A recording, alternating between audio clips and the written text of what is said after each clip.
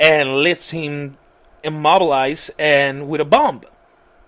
And this creates a bigger depth into the Batman mythos, because you think of it from this point, he will not recruit people, and then you have the Killing Joke, in which the Joker, once again, who has seemed the one character who can harm the Batman family the most, ends up shooting Barbara Gordon in a way that she's left as a paraplegic. So it's really it's two members of the Bat family who have gone down. You got Batman once again all alone.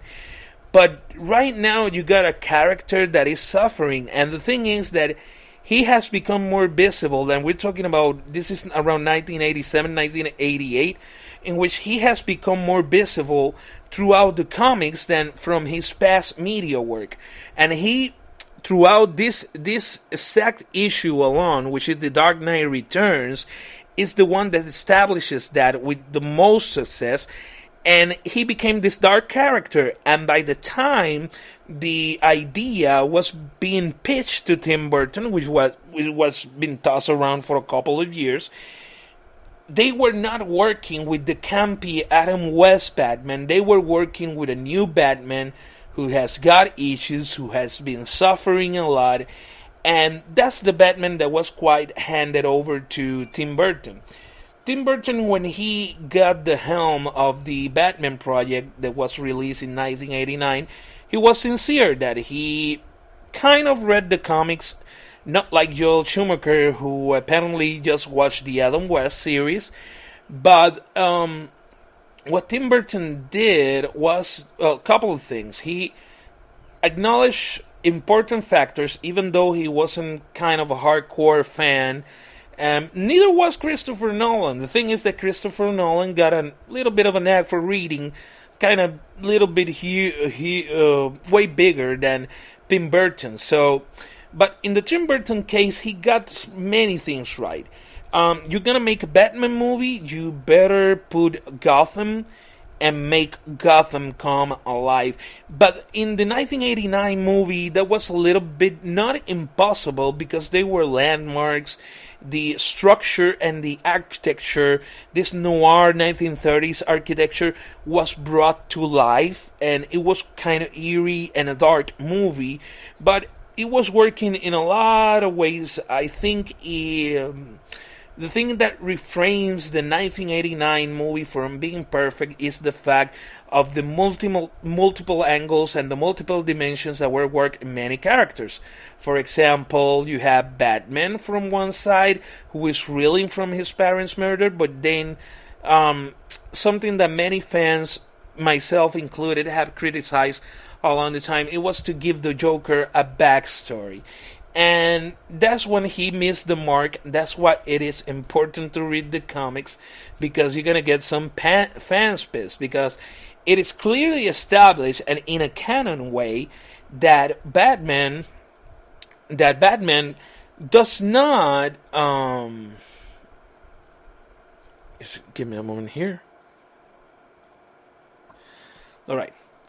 Not Batman, I mean the Joker decided that he wanted to have a multiple choice beginning story, right?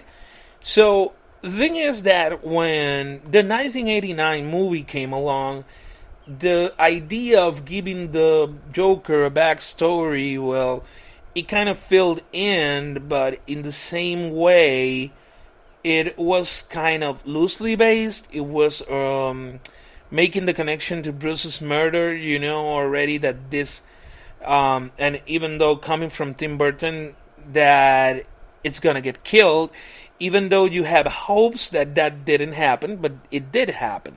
And it was, the two greatest mistake was giving the Joker, it was greatly, and it was an amazing performance by Jack Nicholson, don't get me wrong. But the two main mistakes that Tim Burton made in the 1989 movie was giving the Joker a backstory and killing off the Joker. I think those were the hugest and biggest mistakes that were made on that movie. Even though the movie was a huge success, it reestablished Batman as a bona fide badass to many audiences beyond the comics pantheon, and it has made Batman a household, a worldwide household name once again. So you have to give kudos to Tim Burton for that, because he recreated the whole Batman mythos, but he did not invest a lot of time. He wanted to create his own version on the basic knowledge that he had around the character. So he was called to do Batman Returns, which, in my honest opinion, I think it was a way better work than Batman, but kind of following the same mistakes. But in here, you have the beginning stories, right? The story on the Penguin, which was great. Up to that point, the Penguin was just the Penguin in the comics. The whole Oswald Cobblepot thing was a machination of Tim Burton, and it was adapted to the comic. And it's really sad that he departed the project, but he didn't want to make a sequel to start with. So it was like a kind of the same of the Christopher Nolan situation. I'm making Batman movies, so you give me budget to make my movies.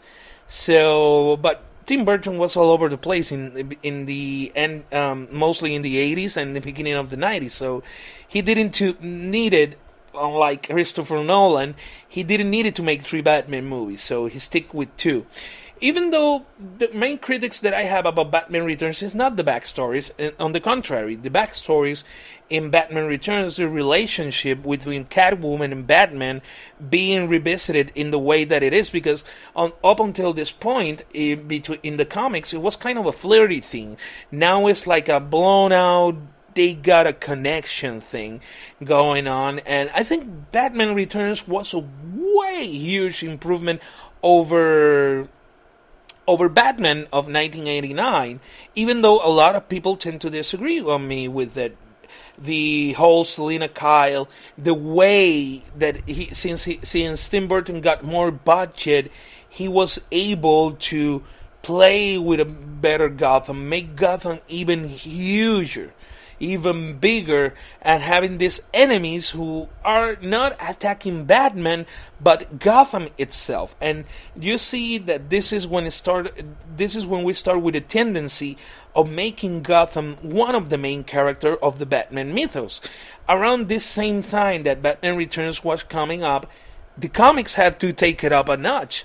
So now the movies, which is not common in the comics world, are surpassing by a huge long shot what has been done in the comics.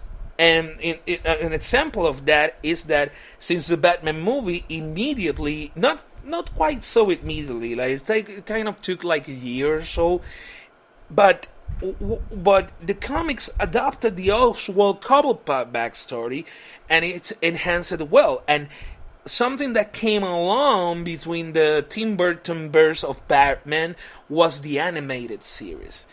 And the animated series was, I think, the final nail to make the Batman character more than a popular superhero, but take it to this mythical proportion, because the series kept on doing, because something that in which both Batman movies failed, it was that the 1989 movie established like a beginning story for Bruce Wayne and Batman, but really barely touching on the subject. It was like Tim Burton has this vision that everyone kind of knew what led him there. He just wanted to play it a little bit, and he's one of the directors who he and Christopher Nolan are the two directors who made the less account of these events, because they're widely known. But you're getting an 8-year-old, 9-year-old who has never been exposed to the Batman mythos before. Let's say, for example, with the upcoming movie, The Batman, so you could get that kind of example. So yes, I think we will see once again the whole parents get murdered in crime alley scene. It is kind of inevitable. I don't know if I say that right, but the thing is that when we get to Batman Returns, we have Batman the Animated Series, and the Batman Animated Series tone. It was kind of funny because it was dark, but it was like in this edge of being a full-blown adult animated show. But in the way it touches most of the themes, there are dramatic episodes. You got episodes that are action-packed. You got episodes that are the way that they work the whole Harvey Dent. O sea, Harvey Dent was a character of the animated series, and you see the development, the whole Harvey bipolar side, he going nuts, until finally becoming Two-Face, and it was a step process in which gave such a huge dimension, and in the same way, the animated series gave Batman a real huge and really broad dimension to the character. I think that cemented its legend, even though a couple of years later, Joel Schumacher was going to take the helm of the Batman, because, as I was mentioning earlier, Tim Burton did not want to do anything to do with the Batman series, so it was up to Joel Schumacher, and he wanted to do something completely different. And I think that even though he has apologized, Batman Forever wasn't such a bad movie. Still, it is a Batman movie, a little bit more colorful. Gotham architecture is there. You got your dark, brooding Batman making kind of his small puns, but he does it on the comics. He has done it a couple of times, so it's not bad. Robin coming off a little bit quirky. The way they explained the origin story, I think it was a little bit rushed. I think he took his time mostly with Jim Carrey's Riddler, and the Riddler was really well developed. I think the movie was kind of an excuse for Joel Schumacher to work with Jim Carrey, because Jim Carrey, the Riddler, was the best developed character in the whole movie, was the character with the best lines, was the character with the best developed story, and he kind of carried the movie by himself. And even though Tommy Lee Jones hated him for it, that's what he has declared publicly, I think the Riddler, and this is really important because it's established in Batman Year One. The first siege that historically happens on Gotham was by the Riddler, so that's why I think it was a wise choice on behalf of Joel Schumacher. I think Two-Face was the failing point, and Robin kind of, because the thing is with Two-Face and Robin in this Batman Forever is the fact that they have this rushed stories and they feel really generic. You don't kind of connect with them, and that's why you couldn't like embrace Batman Forever in the same way that you embrace if you are a hardcore fan that comes from the comics. If you are a fan who is walking into the Batman mythos, you're gonna find Batman Forever amazing. In my behalf, it's an entertaining movie, but it's not the first movie that I will make a personal pick of watching. I think I would rather go with even Mask of the Phantasm, which is funny because Batman Mask of the Phantasm got a PG-13 rating, and at some point, due to the violence in the movie, it was kind of dwindled around the possibility of becoming an R-rated movie. So, the Batman of Mask of the Phantasm is mostly an noir film, but it really delivers. So, after all this, in the animated series, as long as the Batman Forever and the Joel Schumacher taking the helm is taking a little bit of the debacle, you got the animated series, and then there's this other character which is Harley Quinn. Harley Quinn was developed inside the Batman animated series as a female companion to the Joker, perhaps to sell a little bit more of toys. But the thing is that the character was so greatly built because it was this Paul Dini universe that he created was so built.